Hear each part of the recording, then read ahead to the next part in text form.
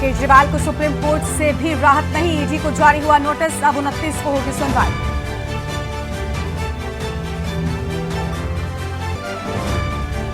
Election commission के अफसरों ने राहुल गांधी के हेलीकॉप्टर की करी जांच, तमिलनाडु के नीलगिरी में फ्लाइंग स्क्वाड पहुंची, छानबीन के बाद केरल रवाना हुए राहुल। सलमान खान के घर फायरिंग में रोहित गोदारा गैंग का नाम, सीसीटीवी में नजर आया शूटर कालू, लॉरेंस के लिए काम करता है गोदारा। अमरनाथ यात्रा 29 जून से आज से रजिस्ट्रेशन हुए शुरू, 6 लाख यात्रियों के लिए किया जा रहा इंतजाम। रामनवमी पर रामलला 20 घंटे दर्शन देंगे, चंपत राय बोले सुबह 3:30 बजे से एंट्री होगी, 4 दिन वीआईपी दर्शन बंद, सभी पास निरस्त। जम्मू, हिमाचल और उत्तराखंड में बर्फबारी, ओले की संभावना, एमपी राजस्थान में आज भी बारिश, 3 राज्यों में तापमान 40 डिग्री के पार। आप देख रहे हैं के न्यूज, खबरों का सारथी। नमस्कार, देश की बात में आप सभी का स्वागत है। मैं हूं आपके साथ गरिमा वाजपेयी और अहम खबर से करते हैं बुलेटिन की शुरुआत। खबर है देश की राजधानी दिल्ली से, जहां पर सुप्रीम कोर्ट से दिल्ली के सीएम को राहत नहीं मिलने की बात सामने आई है। अरविंद केजरीवाल को नहीं मिली सुप्रीम कोर्ट से राहत। केजरीवाल के केस में सुप्रीम कोर्ट ने ईडी को नोटिस दिया है और 29 अप्रैल को अब पूरे मामले में अगली सुनवाई होगी। ये बड़ी जानकारी आपको हम बता रहे हैं। तो पूरे मामले में अगली सुनवाई 29 अप्रैल को होगी। इस वक्त की बड़ी खबर आपको हम बता दें। और दिल्ली से खबर, सुप्रीम कोर्ट से दिल्ली के मुख्यमंत्री अरविंद केजरीवाल को कोई राहत नहीं मिली है। ये बड़ी जानकारी, अरविंद केजरीवाल को नहीं मिली सुप्रीम कोर्ट से राहत, ये बड़ी खबर सामने आ रही है। सुप्रीम कोर्ट से कोई भी राहत नहीं मिली है और ईडी को नोटिस दे दिया है। केजरीवाल के मामले में सुप्रीम कोर्ट ने ईडी को दिया नोटिस। अहम खबर, 29 अप्रैल को अगली सुनवाई होगी, यानी 29 अप्रैल तक जेल में ही रहेंगे अरविंद केजरीवाल। बड़ी खबर आपको हम बता दें, कोई भी राहत नहीं मिली है अरविंद केजरीवाल को। सुप्रीम कोर्ट से किसी भी तरह की कोई राहत नहीं मिलने की बात सामने आई है और 29 अप्रैल तक ये साफ हो गया है कि फिलहाल जेल में ही रहेंगे अरविंद केजरीवाल। ये बड़ी खबर आपको हम बता रहे हैं। सुप्रीम कोर्ट ने ईडी को अरविंद केजरीवाल के मामले में नोटिस दिया है और अब अगली सुनवाई पूरे मामले में 29 अप्रैल को होगी। तो ये बड़ी जानकारी आपको हम बता रहे हैं, जहां पर पूरे मामले में अगली सुनवाई 29 अप्रैल को होगी। दिल्ली से खबर है, सुप्रीम कोर्ट से दिल्ली के मुख्यमंत्री अरविंद केजरीवाल को किसी भी तरह की राहत नहीं मिली है और ये बड़ी जानकारी आपको हम बता रहे हैं। किसी भी तरह की राहत नहीं मिली है अरविंद केजरीवाल को। ये बड़ी खबर, केजरीवाल के केस में सुप्रीम कोर्ट ने ईडी को नोटिस दिया। तो केजरीवाल के मामले में ईडी को नोटिस दिया गया है सुप्रीम कोर्ट की ओर से। 29 अप्रैल को पूरे मामले में अगली सुनवाई होगी। ये बड़ी जानकारी आपको हम बता रहे हैं।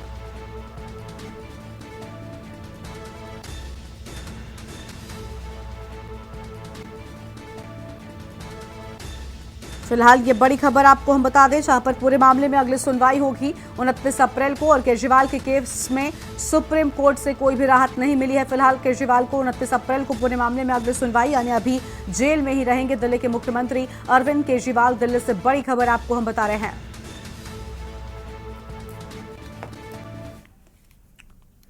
और अगली खबर दिल्ली से ही है, जहां पर अरविंद केजरीवाल से पंजाब के मुख्यमंत्री भगवंत मान ने मुलाकात की है। दिल्ली के तिहाड़ जेल में आधा घंटा तक ये मुलाकात चली। फेस टू फेस मुलाकात नहीं करवाई गई, भगवंत मान का ऐसा कहना है। बीच में शीशा लगा हुआ था जो गंदा था।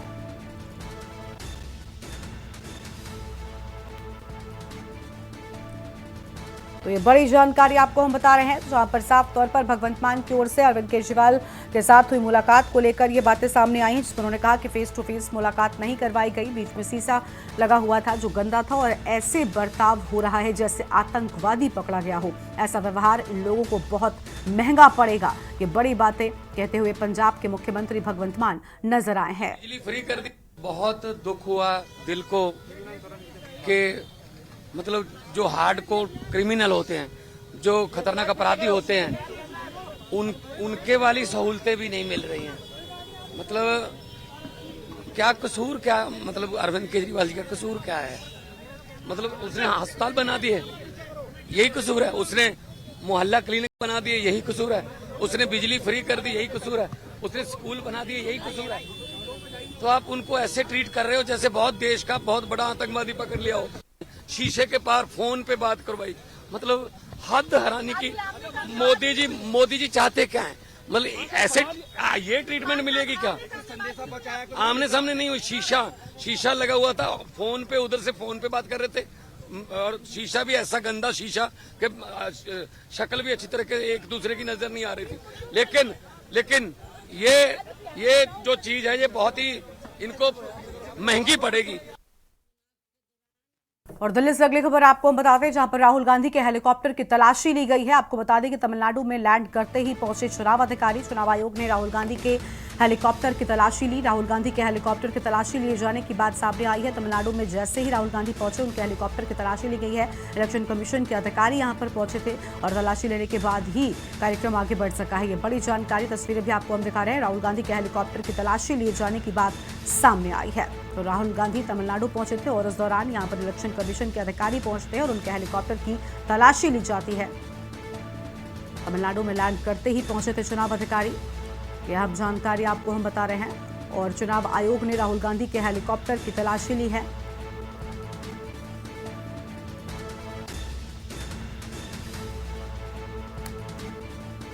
यह हम खबर आपको हम बता दें, दिल्ली से खबर, राहुल गांधी के हेलीकॉप्टर की तलाशी ली गई। तमिलनाडु में लैंड करते ही पहुंचे चुनाव अधिकारी। चुनाव आयोग ने राहुल गांधी के हेलीकॉप्टर की तलाशी ली। ये बड़ी खबर आपको हम बता रहे हैं। और राहुल गांधी के हेलीकॉप्टर की तलाशी लिए जाने की बात सामने आई है। दिल्ली से खबर, राहुल गांधी के हेलीकॉप्टर की तलाशी ली गई है।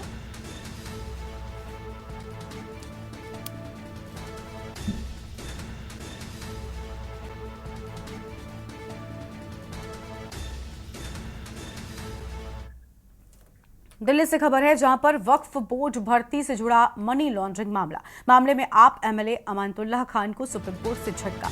सुप्रीम कोर्ट ने एमएलए को अग्रिम जमानत देने से इनकार किया है। 18 अप्रैल को ईडी के साथ पेश होने का दिया आदेश।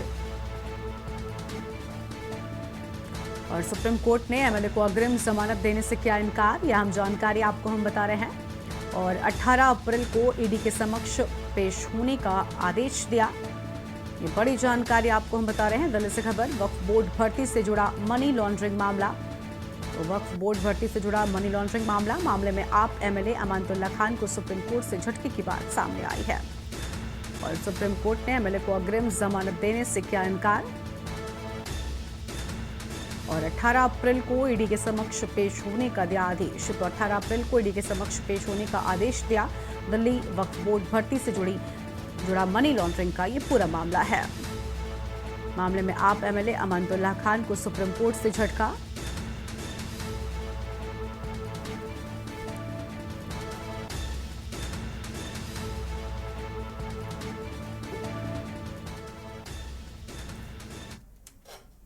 और अगली खबर बुलंदशहर से है, जहां पर लैंड माफिया की 5.13 करोड़ की संपत्ति की कुर्की हुई है। सुधीर गोयल की 5 करोड़ 13 लाख की संपत्ति की कुर्की हुई है। और पुलिस और मजिस्ट्रेट की मौजूदगी में ये कार्रवाई हुई है।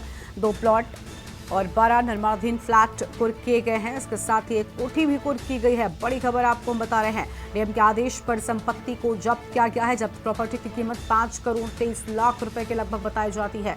और आपको बता दें कि सुधीर गोयल पर 100 करोड़ के फ्रॉड का आरोप है। लैंड माफिया के फ्रॉड की जांच चल रही है और ईडी की ओर से जांच की जा रही है। सुधीर गोयल परिवार और गुर्गों के साथ जेल में बंद है।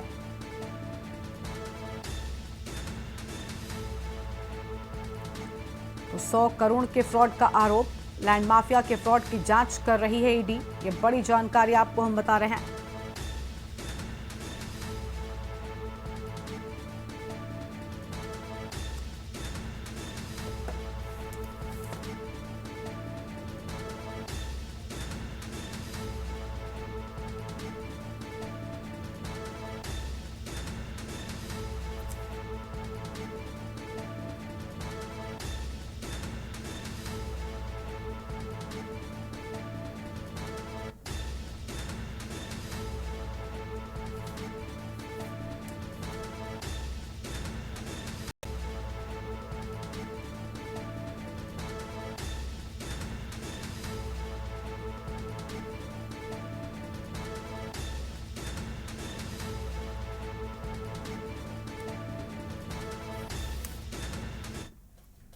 अगली खबर रायबरेली से है, जहां पर लोकसभा चुनाव को लेकर प्रशासन पूरी तरीके से अलर्ट हो गया है। लोकसभा चुनाव को लेकर तैयारियों में प्रशासन जुटा हुआ है। डीएम एसपी ने राजनीतिक दलों के साथ बैठक की। कलेक्ट्रेट परिसर के बचत भवन में बैठक होने की बात सामने आई है। लोकसभा चुनाव की तैयारियों में प्रशासन जुटा हुआ है। डीएम एसपी ने राजनीतिक दलों के संग बैठक की है। ये बड़ी जानकारी आपको हम बता रहे हैं। कलेक्ट्रेट परिसर के बचत भवन में बैठक होने की बात सामने आई है। और रायबरेली से खबर, लोकसभा चुनाव को लेकर प्रशासन पूरी तरीके से अलर्ट है। तो रायबरेली से खबर आपको हम बता रहे हैं, जहां पर लोकसभा चुनाव की तैयारियों में प्रशासन जुटा हुआ है। तो लोकसभा चुनाव की तैयारियों में जुटा प्रशासन, डीएम एसपी ने राजनीतिक दलों के संग बैठक की है। और कलेक्ट्रेट परिसर के बचत भवन में बैठक हुई है। ये बड़ी जानकारी आपको हम बता रहे हैं। बचत भवन में बैठक होने की बात। रायबरेली से खबर, लोकसभा चुनाव को लेकर प्रशासन पूरी तरीके से अलर्ट है। तो लोकसभा चुनाव को लेकर प्रशासन पूरी तरीके से अलर्ट। लोकसभा चुनाव की तैयारियों में प्रशासन जुटा हुआ है। डीएम एसपी ने राजनीतिक दलों के संग बैठक की है।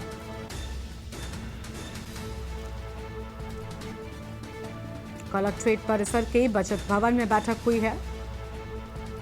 रायबरेली से खबर, लोकसभा चुनाव को लेकर प्रशासन पूरी तरीके से अलर्ट मोड पे नजर आ रहा है।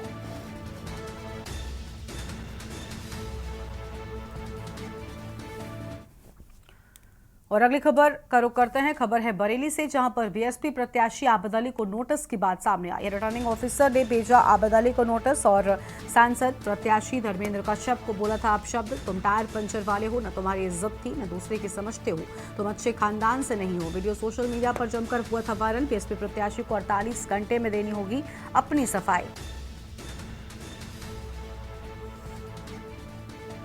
ये बड़ी जानकारी आपको हम बता रहे हैं, जहां पर बिगड़े बोल आबिद अली के सामने आए थे, लेकिन अब 48 घंटे में सफाई देनी होगी।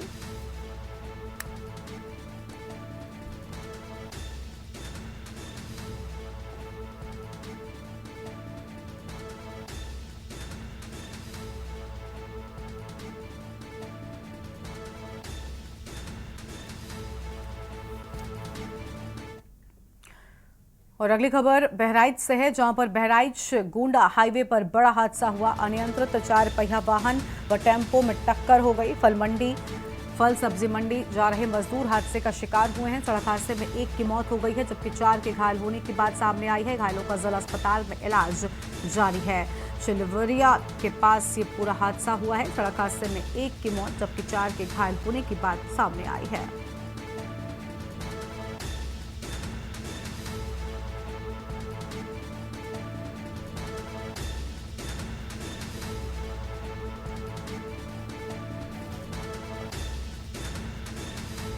तो घायलों का जिला अस्पताल में इलाज जारी है।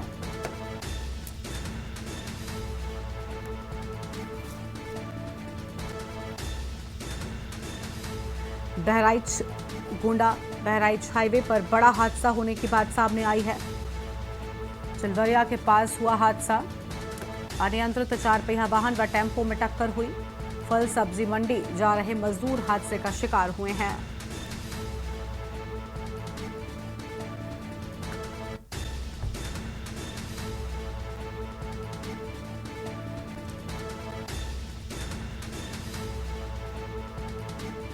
यह अहम खबर आपको हम बता दें, सड़क हादसे में 1 व्यक्ति की मौत हो गई है, जबकि 4 लोगों के घायल होने की बात सामने आई है। घायलों का जिला अस्पताल में इलाज जारी है।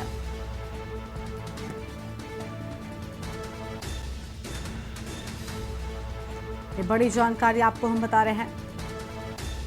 बहराइच में गोंडा बहराइच हाईवे पर बड़ा हादसा हुआ। 1 व्यक्ति की जान चली गई है। अनियंत्रित 4 पहिया वाहन व टेम्पो में टक्कर हुई।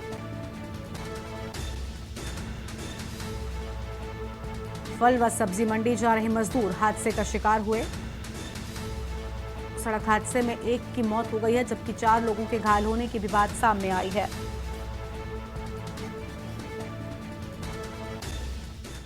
एक रोड ट्रैफिक एक्सीडेंट हुआ है, उसमें 1 लोग एक्सपायर हो गए हैं, जिनकी बॉडी मर्चरी में रखा दिल्ली पीएम के लिए। बाकी 3 लोग मामूली घायल हैं, जिनका मतलब कि माइनर ओटी में उनका ड्रेसिंग करके घर भेज दिया। क्या बताया जा रहा है परिजनों द्वारा, कैसे क्या? रोड ट्रैफिक एक्सीडेंट है। हादसा कौरे मोड़ से नहर के पास हुआ था। ये लोग टेम्पो लेके खड़े थे बाहर, ठीक है, और पीछे से चौपहिया गोंडा की तरफ से आ रहे थे तेज रफ्तार में, वही एक तरफ से सबको ठोकते हुए निकल गई। चौपहिया पकड़ी गई है, चौपहिया बावन चौराहे पे खड़ी है। अच्छा, इसमें कितने की मौत हुई, कितने घायल हैं? एक मौत हो गई है, 3 घायल हैं। दो उधर खड़े थे, 2 ज्यादा सीरियस, एक साइकिल से जा रहा था अपने काम पे, वो भी वहीं पे खड़ा था, वो भी चोट खा गया था।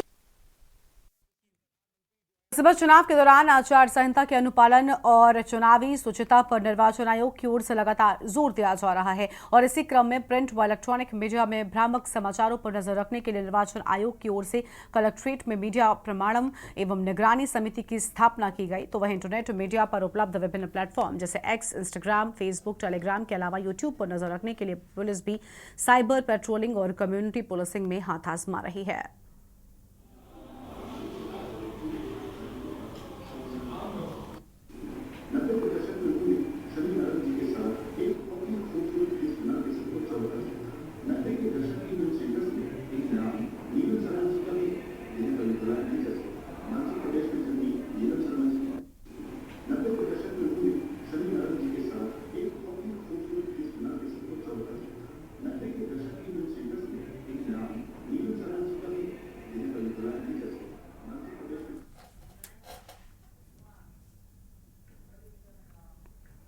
अगली खबर कानपुर से है, जहां पर राष्ट्रीय दिव्यांग पार्टी ने एक तरफ मतदाता जागरूकता रैली निकाली है तो वहीं दिव्यांगजनों के लिए वोट का अधिकार भी मांगा है।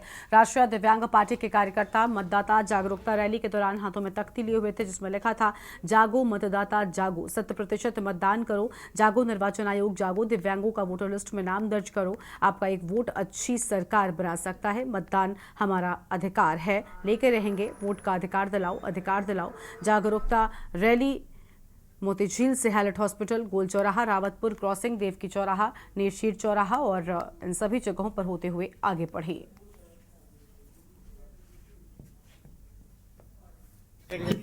चुनाव चल रहा है और मतदाता जागरूकता रैली समाज को जागरूक करने के लिए निकाली जा रही है राष्ट्रीय दिव्यांग पार्टी के द्वारा।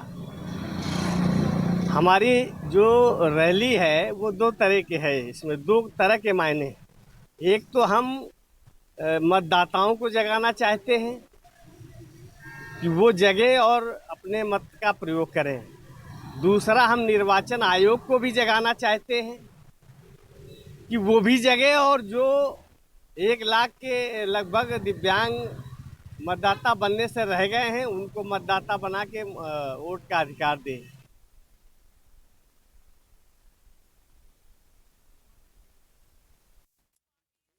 पर 17 तारीख को रामनवमी दोपहर 12 बजे राम जन्मभूमि मंदिर के गर्भगृह में दर्शन करें और राम जन्मोत्सव का आनंद उठाएं। इस यात्री सेवा केंद्र अपने घर में, दुकान में, अपने मोबाइल पर स्क्रीन पर इसको देखेंगे तो राम जन्मभूमि मंदिर में दर्शन करने वालों की संख्या में नियंत्रित हो जाएगी, व्यवस्था निर्माण होगी और दर्शनार्थियों को अच्छे से अच्छा सुगम दर्शन मिलेगा। सभी समाज के लोग जो है वो परेशानियों से बच जाएंगे और सामान्य रूप से प्रातःकाल 6:30 बजे के बाद दर्शन प्रारंभ होते हैं, पर अब ये तय किया गया है कि दर्शन जल्द ही खोले जाएंगे।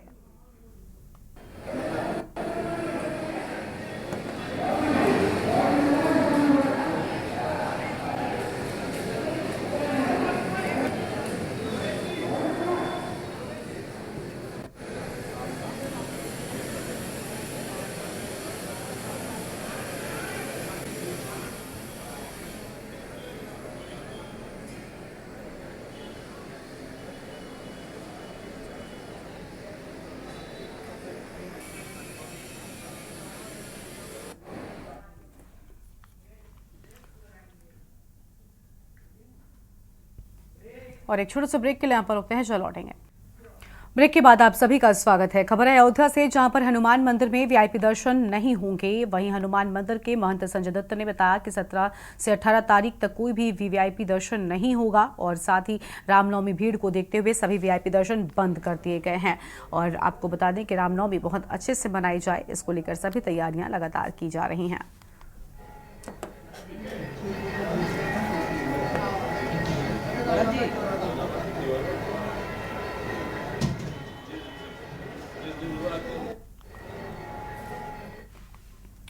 बिजनौर में लोकसभा चुनाव के चलते भारतीय जनता पार्टी ने संकल्प पत्र जारी किया और बीजेपी संकल्प पत्र के माध्यम से 2047 तक भारत को विकसित बनाने का रोड मैप लाई है। एक निजी बैंक्वेट हॉल में प्रदेश की मंत्री विजयलक्ष्मी गौतम ने संकल्प पत्र की मुख्य बातें बताते हुए कहा कि घर घर जल पहुंचाने का काम मोदी सरकार ने किया है। मोदी सरकार के जन औषधि केंद्र 80% छूट के गरीब लोगों की सेवा करते रहेंगे। भाजपा ने लोक चुनाव के हित के लिए समान नागरिक संहिता, 5 साल तक गरीबों को मुफ्त राशन, देश की चारों दिशाओं के लिए बुलेट ट्रेन, हर वर्ग के 70 साल से अधिक उम्र के बुजुर्गों में आयुष्मान कार्ड जैसे महत्वपूर्ण वादे किए हैं। ऊपर ही सवाल उठते हैं और हमें ही जवाब। मंत्री श्री अमित शाह जी एवं भाजपा के संपूर्ण वरिष्ठ नेतृत्व मौजूद थे। प्रधानमंत्री श्री नरेंद्र मोदी ने पिछले 10 वर्षों में हर क्षण भारत को श्रेष्ठ बनाने की दिशा में कार्य किया है एवं इस संकल्प पत्र के माध्यम से भाजपा 2047 तक भारत को विकसित बनाने का रोड मैप लाई है। इस संकल्प पत्र के लिए भाजपा ने पूरे देश में सुझाव संकलन अभियान चलाया। कार्यकर्ताओं के प्रयास से और देशवासियों के सहयोग से भाजपा ने लगभग 15 लाख सुझाव प्राप्त किए। इसमें 4 लाख सुझाव नमो ऐप के माध्यम से एवं शेष वीडियो वैन एवं सुझाव पेटियों के माध्यम से प्राप्त हुए। यूपी के कौशाम्बी जिलाधिकारी राजेश कुमार राय ने ग्राम ऊसा के कृषक वीरेंद्र कुमार तिवारी एवं देवेंद्र कुमार तिवारी के खेत में प्रधानमंत्री फसल बीमा योजना के तहत रबी फसल गेहूं की crop cutting CCE agri app से कराई। उन्होंने कृषक वीरेंद्र कुमार तिवारी एवं देवेंद्र कुमार तिवारी को माला पहनाकर व अंग वस्त्र भेंट कर सम्मानित किया एवं अपने सामने तौल भी कराए। उन्होंने उपस्थित किसानों को फसल बीमा योजना एवं क्रॉप कटिंग की महत्वता के बारे में जागरूक भी किया।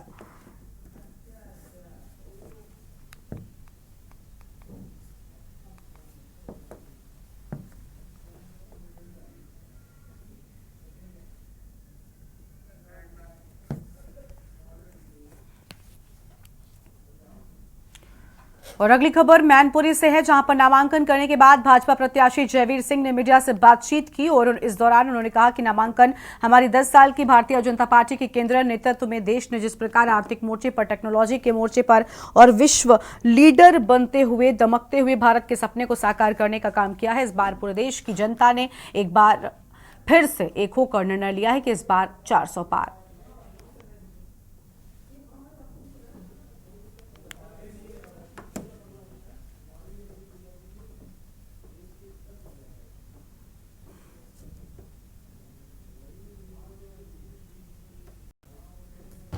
देखिए, आपको स्वयं दिखाई पड़ रहा है इस बार के चुनाव की उमंग, जोश, उत्साह। जिस दिन हम लोग लखनऊ से चल के मैनपुरी की धरती पर आए, उसी दिन आप सब साक्षी हैं कि जिस प्रकार का जोश खरोश के साथ कार्यकर्ताओं ने स्वागत करने का काम किया, जो दिखाया था उत्साह अभूतपूर्व था। आप 2-3 दिनों से देख रहे हैं कि किस प्रकार का उत्साह हमारे मतदाताओं में है और मैनपुरी के लोगों ने एक मन बनाया है कि इस बार लड़ेगा मैनपुरी और जीतेगा मैनपुरी। पंचकुला में स्पीकर ज्ञानचंद गुप्ता ने प्रेस वार्ता की है। लोकतंत्र का सबसे बड़ा उत्सव शुरू होने जा रहा है और खूबसूरती इसकी है कि सभी को एक वोट का अधिकार मिला है। 75 सालों में देश ने तरक्की की है। लोकसभा चुनाव को लेकर घोषणा पत्र जारी किया। किसान, महिला, युवा और गरीब व्यक्ति पर ध्यान दिया। समान कानून के लिए CAA की 370 धारा हटाई और सस्ती रसोई गैस घर घर पहुंचाने की योजना बनाई है।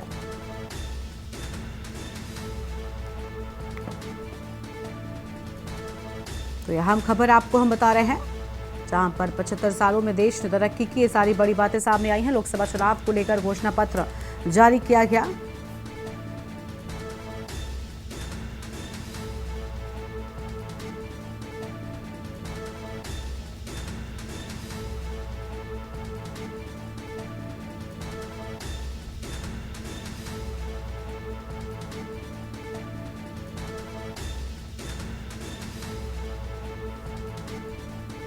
फिलहाल यह अहम खबर आपको हम बता रहे हैं पंचकुला से, जहां पर लोकतंत्र के सबसे बड़े उत्सव के शुरू होने की बात कही गई है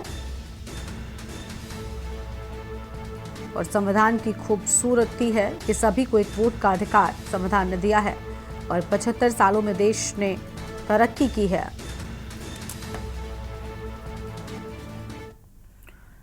जबलपुर के सदर क्षेत्र में डॉक्टर भीमराव अंबेडकर की 133वीं जयंती के अवसर पर अनुसूचित जाति के पदाधिकारी द्वारा चुनाव को लेकर दी गई टिप्पणियां, जो कि जबलपुर के एपीएन स्कूल के पास लोहार मोहल्ला पराग सदर में एक आयोजन रखा गया था, जिसमें माननीय जनार्दन धारके, क्षेत्र प्रबंधक जबलपुर अध्यक्ष रत्नेश सिंह रिटायर्ड डीएसपी मौजूद रहे। वहीं मीडिया के पूछे जाने पर उन्होंने बताया कि बाबा साहब के द्वारा बड़े काम किए गए।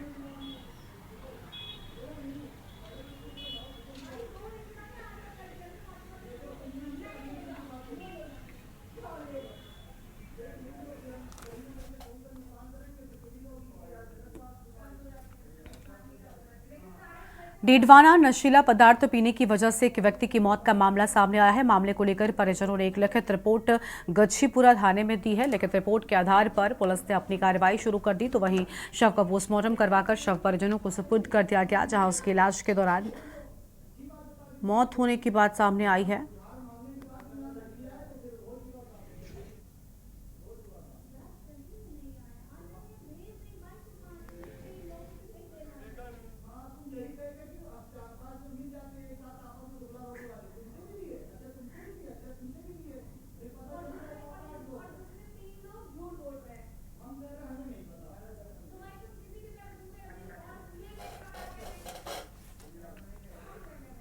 अगली खबर मोगा से है, जहां पर सिख रेजिमेंट की 16वीं सिख बटालियन के शहीद योद्धा नायब सूबेदार सरबजीत सिंह गिल के बारे में, जो 20 नवंबर 2008 को उत्तराखंड में सेना की ड्यूटी के दौरान अपने एक साथी के साथ दुर्घटना में शहीद हो गए थे। 16 साल के बाद झंडेवाला गांव जिला मोगा में शहीद के परिवार ने शहीद के बुत को स्थापित किया। शहीद के बेटे ने कहा कि 16 साल बीत जाने के बावजूद बेटे को डिग्री लेने के बाद भी कोई सरकारी नौकरी नहीं मिली। बेटे ने भावुक होते हुए कहा कि सरकार हमारे परिवार को पंजाब का निवासी नहीं मानती है, इसीलिए हमारे परिवार को नजरअंदाज किया जा रहा है।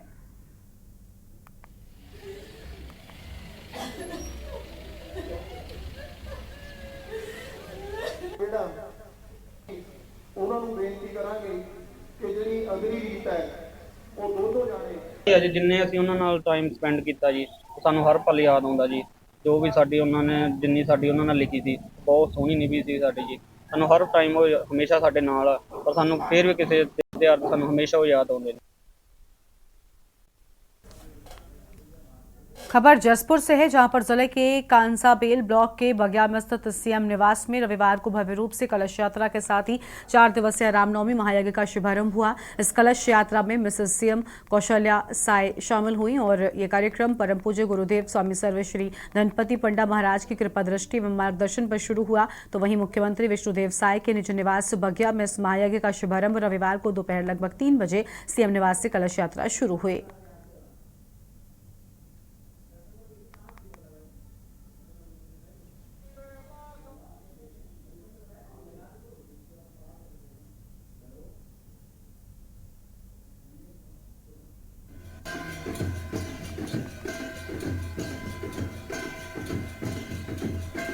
सामान्य तौर पर आपने देखा होगा जो हिंदुओं की पद्धति है, विधि नियम है, कलश आपने देखा कि वैदिक रीति से यहाँ पे पूजन हुई और उसके बाद माता रानी का जो विग्रह था उसको बाजे गाजे के साथ समस्त भक्त वृंद लेने के लिए गए। ढोल नगाड़े के साथ उनको लेकर के उनके आसन पर बिठाए और उसके बाद में उनको बिठा करके हमारे भक्त बंधुओं के साथ कलश यात्रा शुरू हुई। और यहाँ पे जिधर गए थे उसको पेंडा नाला के नाम से जाना जाता है और पीछे जो नदी बह रही है मैनी नदी है, तो व्यवस्था के अनुसार नदी या नाला से जल लेकर के आते हैं और जल की भी जो गंगा मैया के स्मरण से उनका पूजा वंदन कराते हैं। और अगली खबर आपको हमीरपुर से बताते हैं। इसी बीच हमीरपुर से एक अहम जानकारी सामने आ रही है, तो हमीरपुर से खबर, जहां पर हमीरपुर में मासूम के साथ मां ने आत्महत्या कर ली। मासूम के साथ ही मां ने की आत्महत्या, ये बड़ी जानकारी आपको बता रहे हैं। 4 महीने की मासूम के साथ मां ने आत्महत्या की, ये बड़ी खबर आपको हम बता दें। और महिला ने बच्ची के साथ खुद को आग लगा दी, तो महिला ने बच्ची के साथ खुद को लगाई आग, ये बड़ी खबर आपको बता रहे हैं। घरेलू कलह के चलते महिला ने उठाया कदम।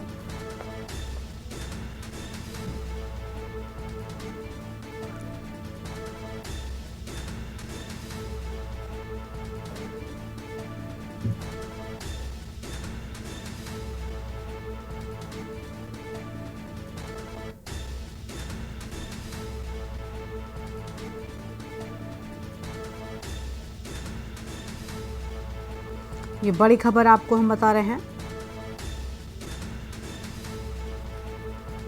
जहां मासूम के साथ मां ने आत्महत्या कर ली। 4 महीने की मासूम के साथ मां ने की आत्महत्या और महिला ने बच्ची के साथ खुद को आग लगा ली।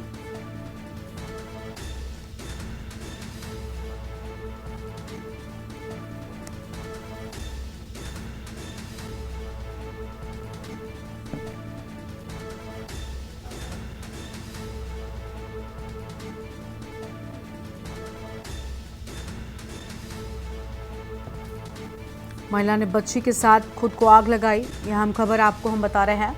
घरेलू कलह के चलते महिला ने ये बड़ा कदम उठाया है। तो घरेलू कलह के चलते महिला ने उठाया ये बड़ा कदम। और हमीरपुर से खबर, मासूम के साथ मां ने आत्महत्या कर ली।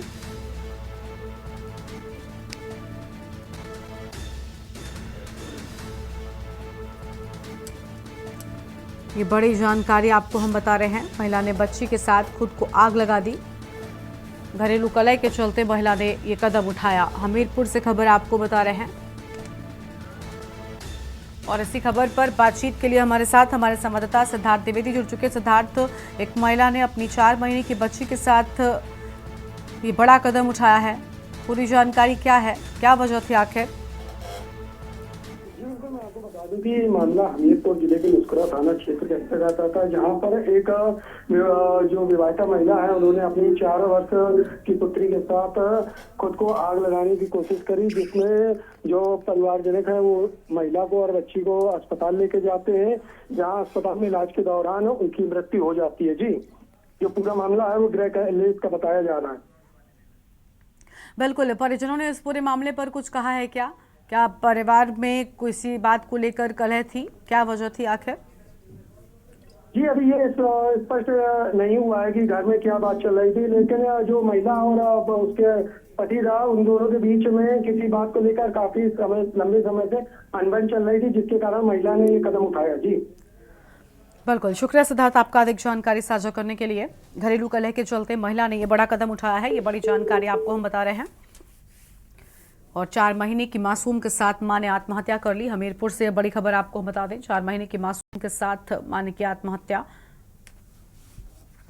हमीरपुर से खबर सामने आई है और महिला ने बच्ची के साथ खुद को आग के हवाले कर दिया। हालांकि पूरे मामले में परिवारजनों का कुछ भी कहना नहीं है और घरेलू कलह के चलते महिला ने ये बड़ा कदम बताया जा रहा है उठाया है।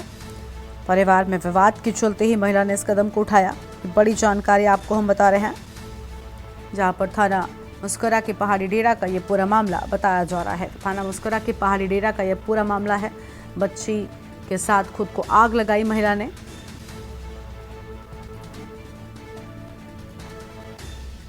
घरेलू कलह के चलते महिला ने उठाया ये बड़ा कदम।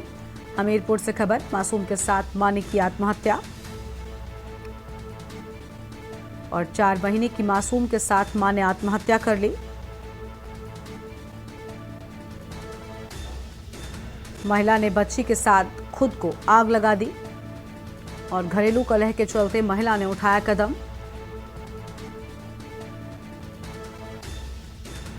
इलाज के दौरान मां बेटी की दर्दनाक मौत हो गई है।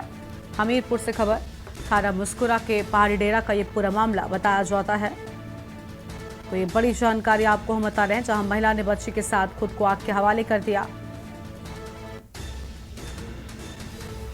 घरेलू कलह के चलते महिला ने ये बड़ा कदम उठाया है। और यहां पर एक छोटे से ब्रेक के लिए रुक रहा है, चलो लौटेंगे। ब्रेक के बाद आप सभी का स्वागत है। मसूरी से खबर आपको हम बताते हैं, जहां पर बीजेपी के राष्ट्रीय अध्यक्ष जेपी नड्डा ने जनसभा को संबोधित किया है। मसूरी से आम खबर आपको हम बता दें, जहां पर गांधी चौक में आयोजित जनसभा को किया संबोधित। यह हम जानकारी आपको हम बता रहे हैं।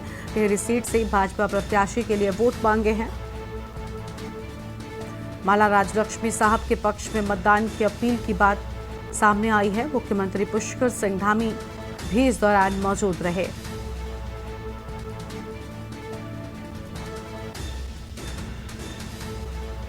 कैबिनेट मंत्री गणेश जोशी भी मंच पर रहे मौजूद। यह हम जानकारी आपको हम बता रहे हैं। और प्रत्याशी माला राजलक्ष्मी ने भी संबोधित किया है। ये बड़ी जानकारी आपको हम बता रहे हैं मसूरी से, जहां पर जेपी नड्डा ने किया जनसभा को संबोधित और गांधी चौक में आयोजित जनसभा को संबोधित किए जाने की बात सामने आई है। अहम खबर आपको हम बता रहे हैं, टिहरी सीट से भाजपा प्रत्याशी के लिए वोट मांगते नजर आए हैं बीजेपी के राष्ट्रीय अध्यक्ष जेपी नड्डा। माला राजलक्ष्मी साहब के पक्ष में जनता से वोट की अपील कर डाली और मुख्यमंत्री पुष्कर सिंह धामी भी इस दौरान मौजूद रहे हैं। तो यह अहम खबर आपको हम बता रहे हैं, जहां पर प्रदेश अध्यक्ष महेंद्र भट्ट भी जनसभा में मौजूद थे। कैबिनेट मंत्री गणेश जोशी भी मंच पर मौजूद रहे और प्रत्याशी माला राजलक्ष्मी ने भी इस दौरान संबोधित किया है। मसूरी से खबर, जेपी नड्डा ने जनसभा को किया संबोधित। गांधी चौक में आयोजित जनसभा को संबोधित किया है। यह अहम खबर आपको हम बता रहे हैं, टिहरी सीट से भाजपा प्रत्याशी के लिए वोट मांगते नजर आए और माला राजलक्ष्मी साहब शाह के पक्ष में वोट की अपील की है। मुख्यमंत्री पुष्कर सिंह धामी भी इस दौरान यहां पर मौजूद रहे हैं।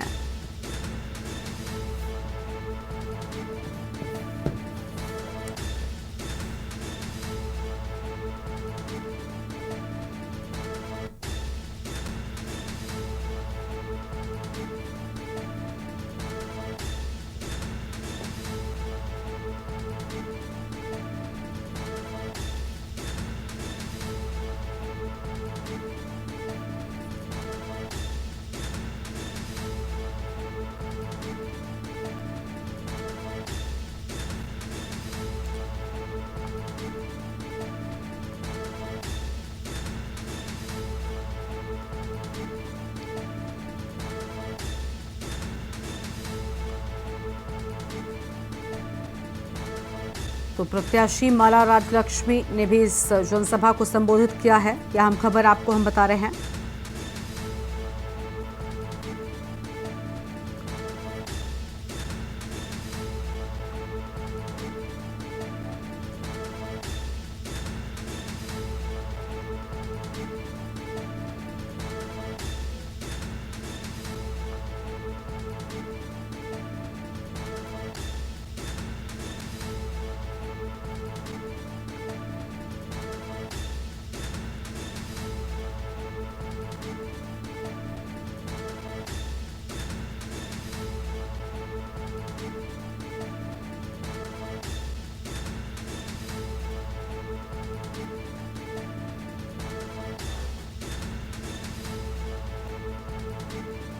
यह अहम खबर आपको हम बता रहे हैं, टिहरी सीट से भाजपा प्रत्याशी के लिए वोट मांगते नजर आए हैं जेपी नड्डा।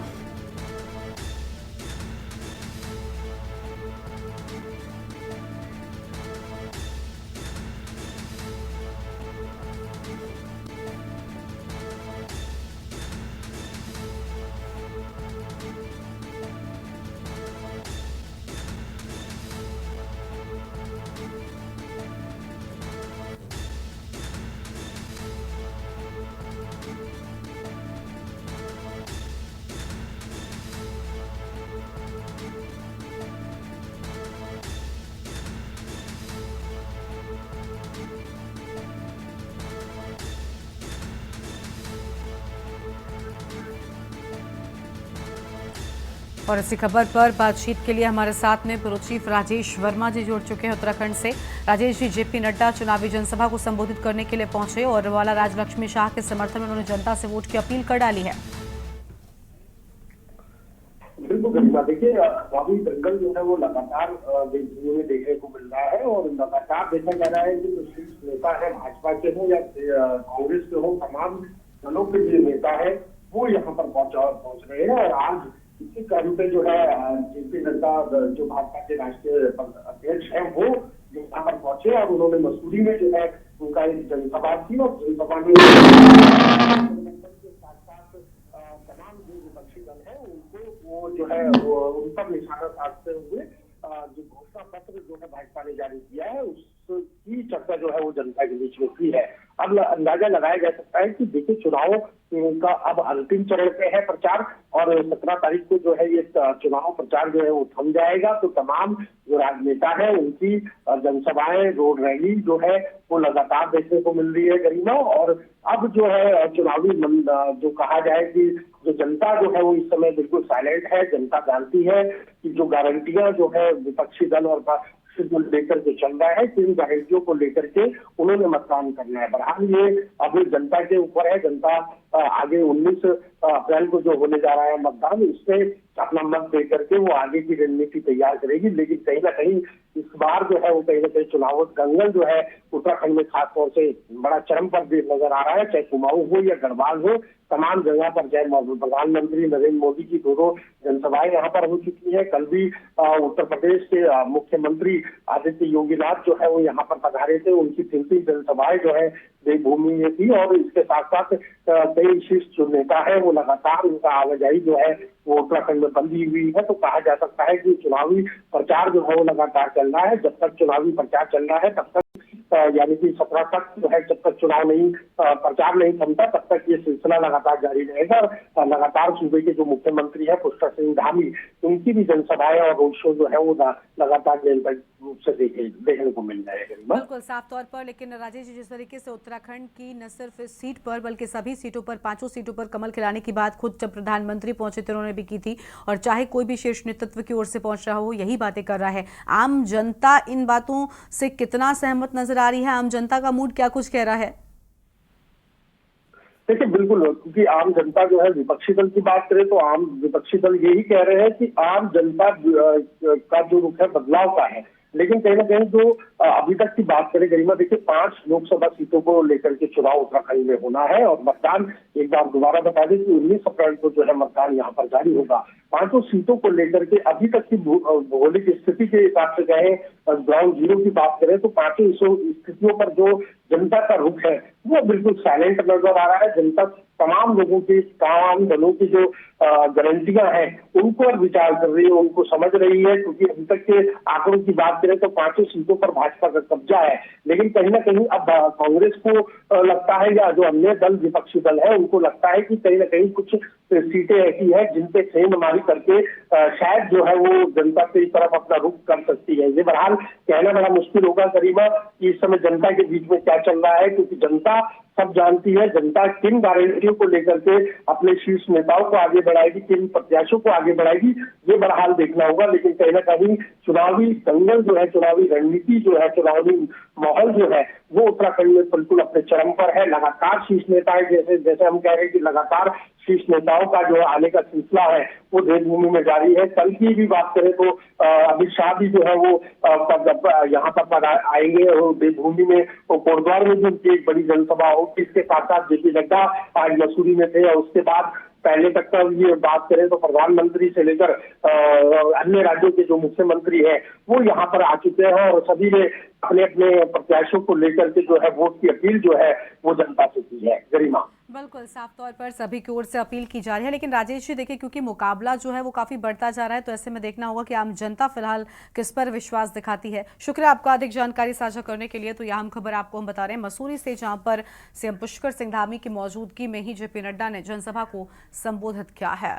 आगे बढ़ेंगे खबरों की ओर। अगली खबर आपको हम देहरादून से बताते हैं। इसी बीच देहरादून से एक अहम जानकारी सामने आ रही है, जहां पर देश की मर्यादाओं को बनाए रखने की अपील की गई है। ये बड़ी खबर आपको हम बता रहे हैं। स्वतंत्र एवं शांतिपूर्ण चुनाव की गरिमा रखने को कहा गया है। ये बड़ी जानकारी आपको हम बता दें। निर्भीक हूं और किसी भी प्रलोभन से प्रभावित ना हूं।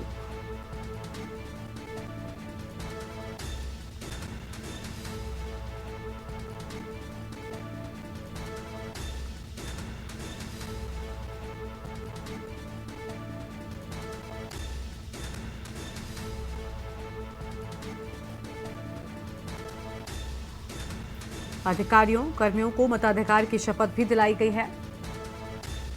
और इसी खबर पर बातचीत के लिए हमारे साथ में हमारे संवाददाता अंकित काला जुड़ चुके हैं। अंकित, शपथ दिलाई गई, स्वतंत्र और शांतिपूर्ण चुनाव कराने को लेकर शपथ दिलाई गई है, क्या है पूरी जानकारी आपके पास? साफ तौर पर कहा गया कि ना निर्भीक हूं, ना ही किसी के प्रलोभन में आए। बिल्कुल, देखिए उत्तराखंड में 19 अप्रैल को राज्य की 5 लोकसभा सीटों में मतदान होना है। निर्वाचन आयोग चाहता है कि इस मतदान में बड़ी संख्या में जो मतदाता हैं वो प्रतिभाग करें। निर्वाचन आयोग का लक्ष्य है कि 75% से अधिक जो मतदान है वो उत्तराखंड में हो और जो लोकसभा के इलेक्शन होने हैं इसमें इसी तरीके का जो आंकड़ा है वो देखने को मिले। तो मतदान प्रतिशत बढ़ाने के उद्देश्य से लगातार निर्वाचन आयोग जनता को जागरूक कर रहा है और इसी कड़ी में आज सचिवालय देहरादून में सामूहिक एक शपथ समारोह का आयोजन किया गया था, जहां पर के राज्य के मुख्य सचिव राधा रतूड़ी ने बतौर मुख्य अतिथि शिरकत की। इस दौरान उन्होंने तमाम जो कर्मचारी हैं और इसके अलावा अधिकारी हैं, इसके अलावा स्कूल के जो छात्र छात्राएं हैं और उन सभी को मतदान की शपथ दिलाई है। मुख्य सचिव ने सभी से निर्भीक और निष्पक्ष होकर मतदान की अपील की है और साथ ही साथ अपने साथ साथ जो परिवार के सदस्य और जो भी रिश्तेदारी में या जो जानकार लोग हैं उन सभी को भी मतदान के प्रति जागरूक करने के लिए सभी अधिकारी और कर्मचारियों से आह्वान किया है। तो निर्वाचन आयोग का उद्देश्य है कि इस साल जो लोकसभा का इलेक्शन है इसमें 75% से ज्यादा मतदान हो सके, इसको लेकर के लगातार ये कवायद की जा रही है। बिल्कुल, शुक्रिया आपका अंकित अधिक जानकारी साझा करने के लिए। तो यह हम खबर आपको हम बता रहे हैं, जहां पर आपको बता दें कि सचिवालय देहरादून में ये कार्यक्रम आयोजित हुआ है। ये बड़ी जानकारी आपको हम बता रहे हैं। तो यह हम खबर जहां पर अधिकारियों को शपथ दिलाई गई है। और देश की बात में फिलहाल इतना ही। तमाम बड़ी खबरों के लिए आप देख रहे हैं न्यूज़ इंडिया। नमस्कार, आप देख रहे हैं के न्यूज़, खबरों का सारथी।